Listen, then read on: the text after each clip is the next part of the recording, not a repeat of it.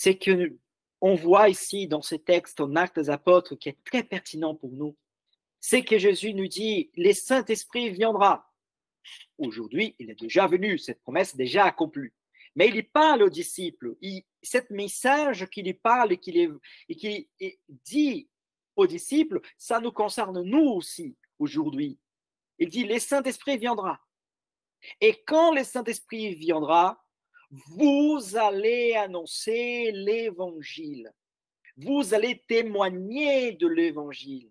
Vous allez montrer comme la preuve vivante que vous êtes en Christ et que le royaume de Dieu est là, est présent parce que vous êtes mes disciples. Vous êtes citoyens de ces royaumes. Et vous allez dire au monde entier que le royaume de Dieu s'est fait présent. Et vous allez inviter que les gens puissent sortir de cette conscience misérable, de ce monde qui promet, qui est la destruction, qui est la misère, que l'angoisse, à un monde, à une condition d'une promesse, d'une réalité, d'une joie pleine et complète en Christ. Sommes-nous encouragés par Jésus à témoigner, pas à inventer des histoires, pas à dire des choses que nous n'avons pas vécues, pas à dire des choses que nous ne savons pas, mais témoigner. Témoigner comme devant un jury, à dire la vérité, que la vérité. Et la vérité, c'est que ma vie avant Jésus était une, après Jésus est une autre totalement différente.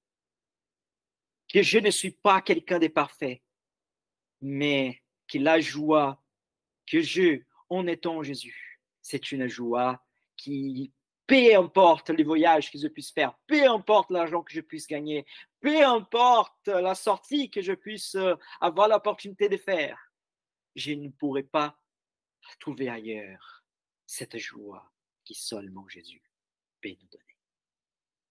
Ces textes nous encouragent à vivre dans cette vision, dans cette proclamation, et de ne pas nous enfermer dans notre chambre,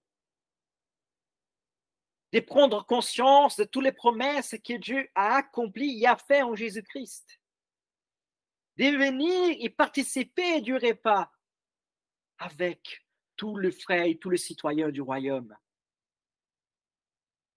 parce que Jésus est Seigneur, parce que Jésus règne, parce qu'il est présent.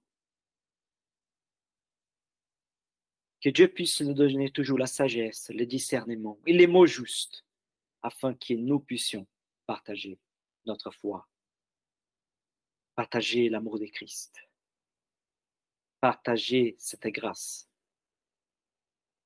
Pas pour que les gens se convertissent, dans le sens de les amener, en fait, comme de gens qui font de prosélytisme ou veulent amener des gens en secte, mais pour que les gens puissent avoir conscience de cette réalité qui est réelle aujourd'hui et que les gens puissent savoir qu'ils ont une alternative et qu'ils ne sont pas obligés de vivre comme ils vivent.